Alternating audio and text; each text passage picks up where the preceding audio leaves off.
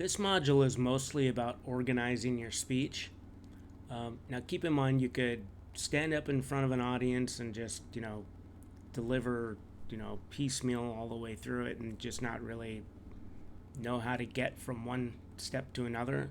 But if you organize your speech, you put it together in some semblance of fashion, it makes it a lot easier for the other people in the audience to understand what you're saying. And at the same time, it helps you get your message across, specifically the message that you plan to do right from the start. Now, now you can get a lot more information obviously by reading the book, but I'm giving you kind of an overview of the whole thing. So you might want to read, I believe it's chapter 6, that talks more about how to actually put the whole organizing together. Now, I'm going to kind of explain some of this to you as we go across.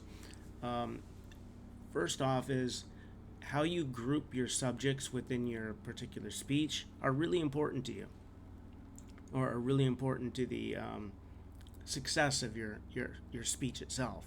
So, one of the things you want to do is you need to find your main point. So, like, say you've got three main points. I usually go with three because that usually kind of makes things work pretty well. But it also depends on how much time you have to spend on your speech. So, the different types of organization that you can actually do, such as you could do chronological, which means, in order of time. So, one of the kinds of um, pieces of putting that together is kind of like, past, present, future. So that's more of a chronological time.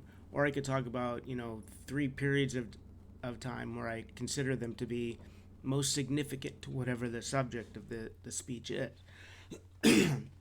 So another one is spatial, which is more like, just you know, these three um, elements kind of work well together, as opposed to chronological.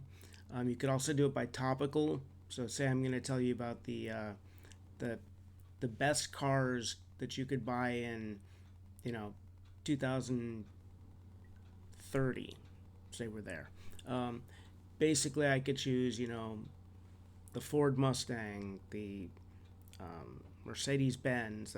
I just named three different ones, and that becomes a topical type of organization.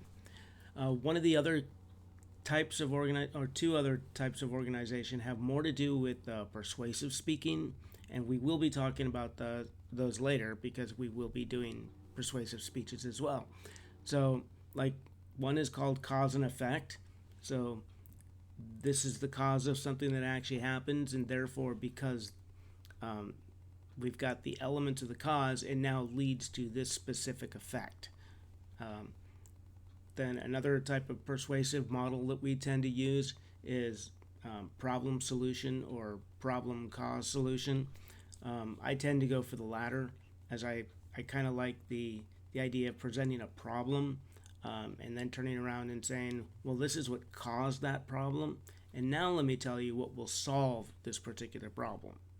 So that's kind of the thing it's going to help organize your speech a lot better, especially when we're talking about dealing with the persuasive elements. Now, there's a couple of other things to keep in mind. Like I said, there's a lot of information in this chapter, but a couple of things that I find really, really important to kind of focus on are what I call signposts. What signposts generally mean is um, it's a transition statement. So now that I've talked to you about this particular item, now I'm going to go into this item. And usually they have a linkage that makes sense. The other thing you can do, and it all depends on how much time you have, and you're not going to have a whole lot of time this semester, but keep it in the back of your mind, is outlining is really important.